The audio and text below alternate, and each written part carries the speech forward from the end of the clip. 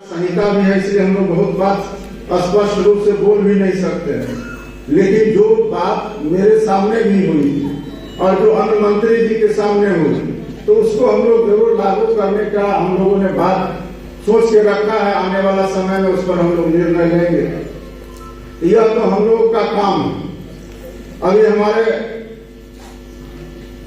वक्ताओं ने आपको बताया कि बिहार सरकार की ओर से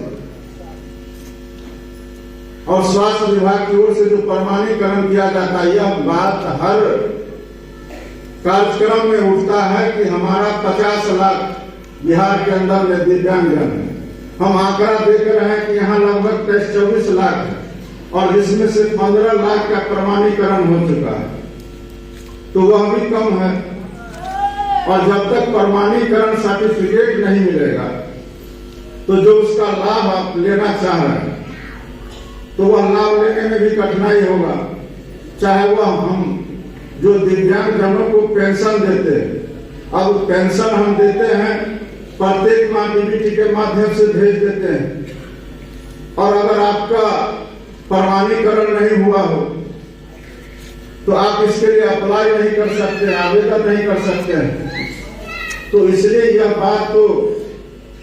जरूरी है कि जितने हमारे दिव्यांगजन हैं उनका 100% प्रमाणीकरण हो जाए, उनको सर्टिफिकेट मिल जाए। एक समय था,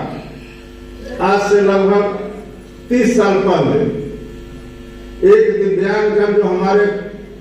परिचित थे,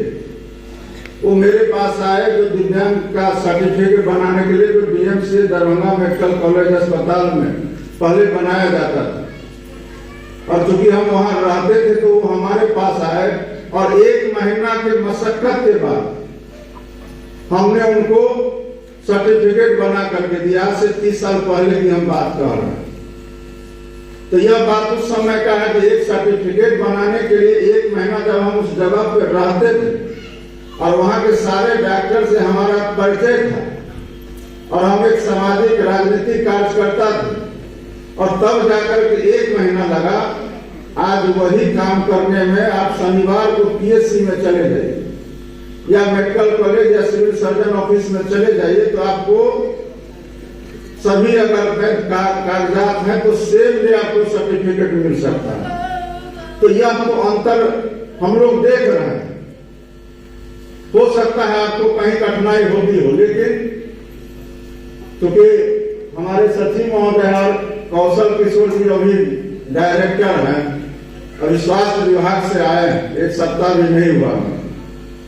तो हमने अभी जब एम्स में हम एक कार्यक्रम में गए थे, तो हमने यह सुझाव दिया था कि हमारा जो दिव्यांगजन है उनको आप सर्टिफिकेट पीएचसी या अन्य जगहों पर बनता है, लेकिन जो इलाजरत है, कोई दुर्घटना हो गया, चाहे वो किसी भी अस्पताल में इलाज करा रहे हैं और डॉक्टर को पता है कि यह व्यक्ति का हम कितनों भी इलाज कर ले, वह ठीक तो हो जाएगा लेकिन पूरी तरह चल फिर नहीं सकता, वह आने वाला समय में दिव्यांग हो जाएंगे, तो उनका सर्टिफिकेट उसी अस्पताल से बनना चाहिए। और यह बात हमने स्वास्थ्य विभाग में भी लिख करके भेजा था, इस चीज को लागू करना चाहिए। बाद में हमने तहकीकात भी किया तो मुझे मालूम हुआ कि इसमें बड़ा प्रोग्रेस है और हो सकता है आने वाला समय में यह सुविधा भी लोगों को मिले। जिस तरह जहां लोग पढ़ते हैं वहीं से सर्टिफिकेट मिलता है, जिस स्कूल में पढ़ेंगे, कॉलेज में पढ़ेंगे, वहीं से उनको प्रमाण दिया जाएगा कि ये पास कर गए कितने नंबर। उसी तरह अगर कोई आदमी दुर्घटनाग्रस्त हो गया, चाहे वह घर से गिर जाए या गाड़ी से गिर जाए या दुर्घटना हो जाए, उनका इलाज होगा। किसी का पैर कट जाता है, किसी का हाथ कट जाता है, कोई ब्रेन से डेड हो जाते हैं, तो यह बात जो हम किसी पीएचसी में जाएंगे तो उनको इलाज नहीं किया है उन्होंने, वह देख के समझेंगे कि इनका प्रतिशत 40 होना चाहिए कि 80 होना चाहिए। लेकिन जिन्होंने इलाज किया उनको बेहतर पता होगा कि आगे इनके साथ क्या होने वाला है, इनका प्रतिशत क्या हो सकता है, तो वह सही प्रतिशत भी प्रमाण में हो। कभी कभी हम लोग देखते हैं कि किसी को होना चाहिए 60% तो वहां लिखा जाता है 50%, किसी को 50 होना चाहिए तो 60 लिख देते। तो वह प्रमाण जहां इलाज होता है वहां के लिए सही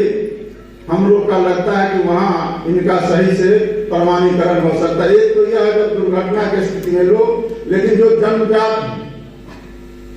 चाहे वो पोलियो ग्रस्त हो या अब तो पोलियो पर बहुत काबू पा लिया गया और हमको लगता है पोलियो मुक्त भी बिहार होने की ओर अग्रसर है। लेकिन अन्य कई कारण है, चाहे वो आंख से पूरी तरह ब्लाइंड हो, उनके बारे में उनको तो 100% मिलता है। और आप सभी को मालूम है कि अगर यह प्रमाणीकरण हो जाता है, जिसकी संख्या चाहे वो 50 हो या 25 लाख हो, 100% उसका प्रमाणीकरण हो जाए और जो पेंशन हम लोग लाभ के रूप में देते हैं उनको भी 100% पेंशन भी हम लोग दे पाए, तो यह भी एक समाज कल्याण विभाग के अंतर्गत एक सफलता होगा कि हम लोग दिव्यांग जनों को आज तो हम लोग दे रहे हैं पेंशन, लेकिन सभी लोगों को नहीं मिल पा रहा। अभी हम लोग जब इस विभाग का हम लोग को जिम्मेवारी मिला तो कई बार हम लोगों ने देखा कि कई लोग ऐसे आए जो काम के सिलसिले में घर से दिव्यांगजन है 2 किलोमीटर 4 किलोमीटर उनको जाना पड़ता था, या जो पढ़ने वाले छात्र थे उनको घर से दूर जाना पड़ता था, तो वो लोग मोटर चालित ट्राईसाइकिल का डिमांड करते थे। तो हमने देखा कि विभाग के अंदर में मंत्री रहते हुए हमें कहना पड़ता था जरा इनको दे दी, तो वो असमर्थता भी जताते थे कि ये विशिष्ट लोगों के लिए है, विशिष्ट दिव्यांगजनों के लिए है, तो दे तो देते थे लेकिन कठिनाई होता था। और यही बात जब माननीय मुख्यमंत्री जी ने जनता दरबार का शुरुआत किया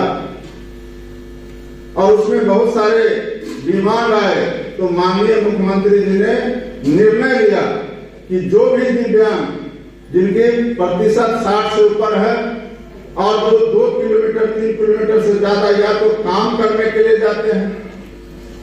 या पढ़ाई करने के लिए जाते हैं, दोनों को ऐसे स्थिति में ट्राईसाइकिल मोटर चालित दिया जाएगा। और आपको यह बताते हुए मुझे खुशी हो रही है कि कम समय में, बल्कि चंद दिनों में 10,000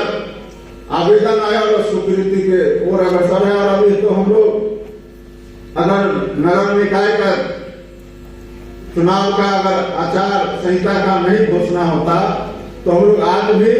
यहाँ कुछ न कुछ लोगों को इसका लाभ देते और उसकी तैयारी हो चुकी थी। अभी एक कार्यक्रम का हम लोगों ने दरभंगा में भी समय दे रखा था, जहाँ वैसे दिव्यांगजनों को हम लोग को मोटर चालित ट्राईसाइकिल देना था, अनुपकरण भी देना था। तो ये सारे काम हम लोग कर रहे हैं, उसके बावजूद भी बहुत सारे काम करने